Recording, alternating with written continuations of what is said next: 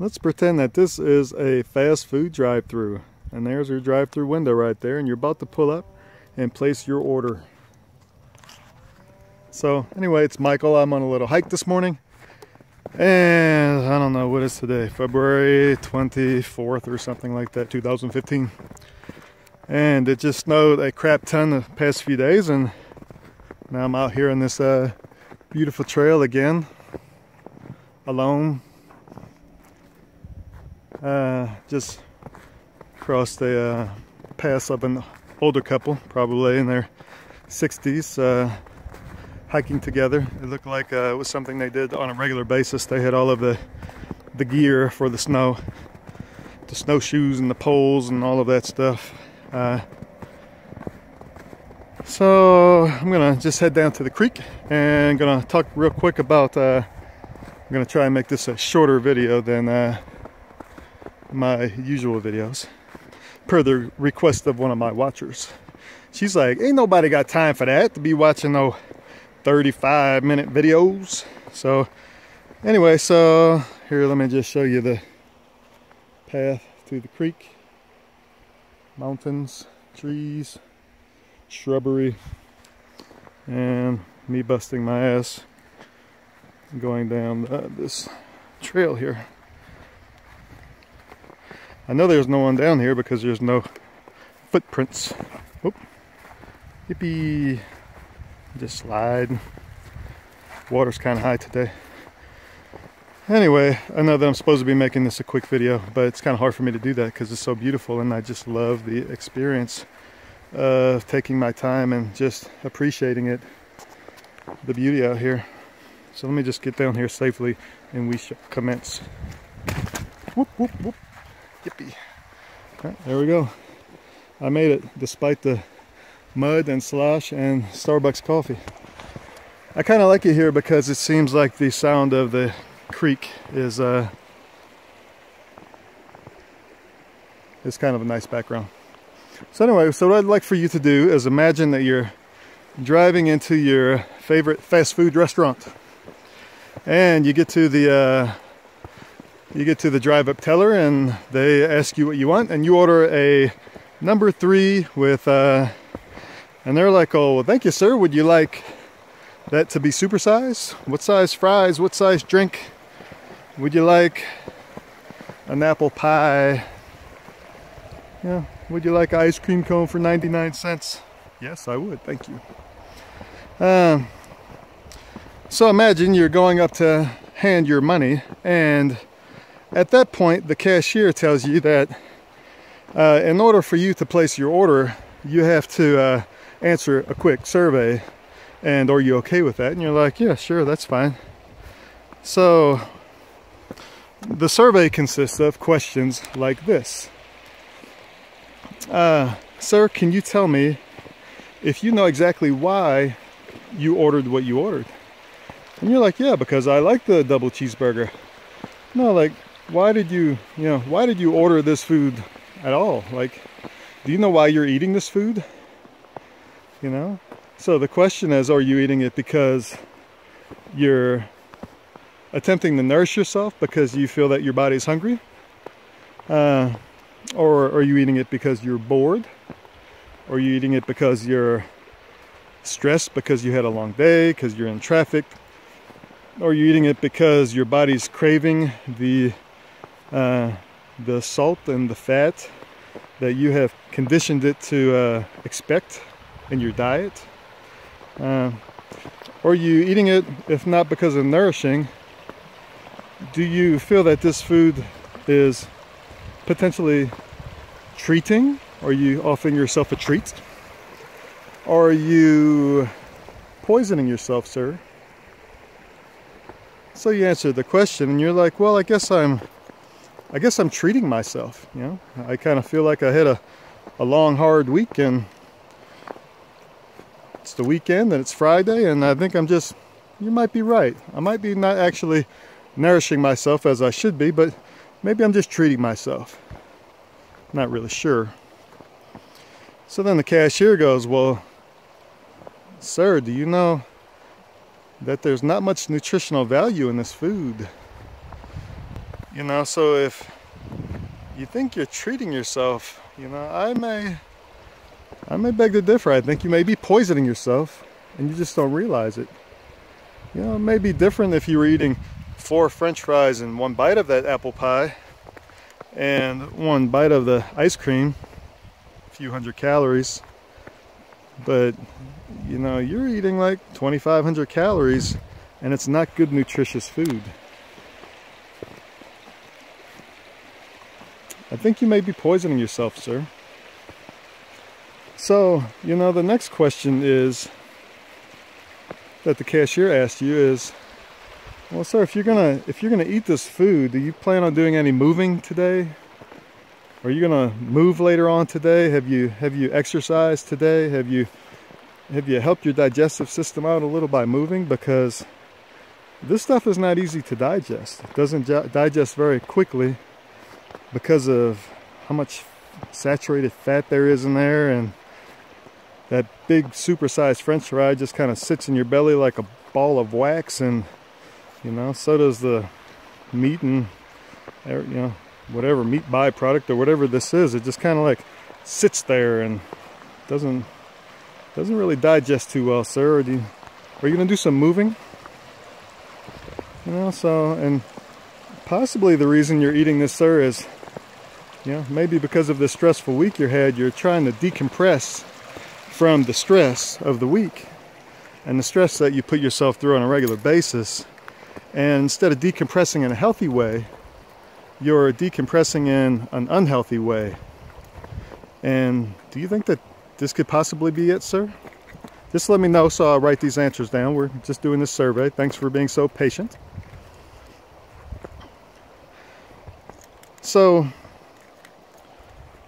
given all of that, sir, in this brief survey that we did, do you still want to purchase this food? The person thinks to themselves and they're like, yeah, just go ahead and give it to me. So what if every time you went and got fast food, what if you were required to fill out a survey like this? So basically just giving an acknowledgement of why it is that you're eating this food, if it's actually nourishing, treating, or poisoning, and just some simple other questions about your plan to manage your body after you do this to yourself. If you had to answer that survey every time you went to fast food, it may persuade you to make different decisions. What if you had to do that survey before you put anything into your mouth? What if you had to do that survey prior to getting the Starbucks 20 pump caramel macchiato iced coffee? What if you had to do it before you ate the nachos and cheese and the hot dogs and the pizza? And what about the Coke Zero and the diet drinks and the high fructose corn syrup and the all of the fruit juices and all of these things? What if every time you put something into your mouth, you had to complete the survey? And what I suggest is that is exactly what you should do. And these are the types of recommendations that I have from my frame of teaching and changing people's level of health and wellness, is to increase their awareness and also their preparedness, so that when they ask themselves these questions and they determine that when they should be nourishing themselves, they're actually treating or poisoning themselves, that within close proximity to where they're at, within hand's reach, hopefully, they have healthy, nourishing replacements that are at their fingertips, so that they can just tell the person at the drive-thru that's asking that survey, you know, never mind, I've got a bag of almonds and 2 bottles of water right here, and I think I'll just eat this to kind of fill me up and drink this water on my way home from work, and then if I'm still hungry when I get home, then I'll have a nutritious meal with my family.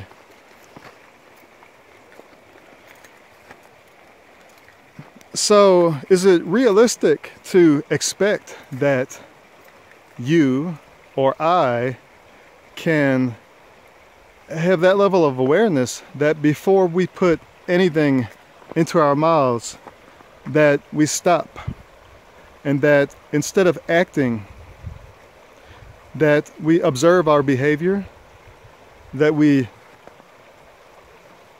take this time of observation to increase the awareness of what it is that we're trying to accomplish with these actions. And if you're only eating 3 times a day, or if you're eating small meals 4 or 5 times a day, if you're eating small meals, then you're probably already a little bit more prepared, because you already have an awareness that maybe I shouldn't be eating this large amount of food. Maybe I should be eating smaller amounts of food. You know, but the question is whether or not that's sustainable and achievable. And I assure you that it is. That it takes a little practice. It may take a little guidance at first. It may take just a basic system. And also you have to have an awareness of what your motivation is for creating this change in your process. And putting food into your mouth is a process. But for many people, it's a process that happens involuntarily. And what I'm recommending is that this goes from becoming an involuntary process to a voluntary process with observation and awareness. And this is for everything that you put into your body. And you could take it a few steps further and to actually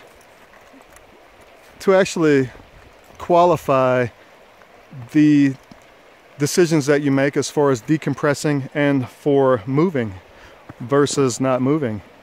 And you know, I ask myself this when I am at work, and if I find myself sitting down and then all of a sudden I have an observation or awareness that I'm sitting, which at this point I've kind of conditioned myself to not do, I ask myself, am I sitting because I feel my body needs a break from standing?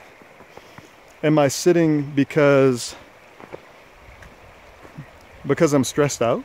Because I've been there and it's been a long day and maybe I need to sit. But in many cases that's not, you know, that's not accurate. So I intentionally get up and I move and I walk around, and I'm actually more productive in that fashion. Now I know not everybody has a job that allows them that, but more and more there are job types where people are actually allowed to get desks where they stand up at work versus sit, or have those big bouncy balls for their chair so that they can work on their posture and their core strengthening while they're actually sitting at the computer station, rather than sitting slouched over, shoulders forward, head forward, and creating a weak hip flexors and these types of things. So if you look at the daily journal, you can download the daily journal template that I have on rnhealthcoaching.com, and it will kind of describe a little bit of these things, what I suggest that you review in the daily journal every night.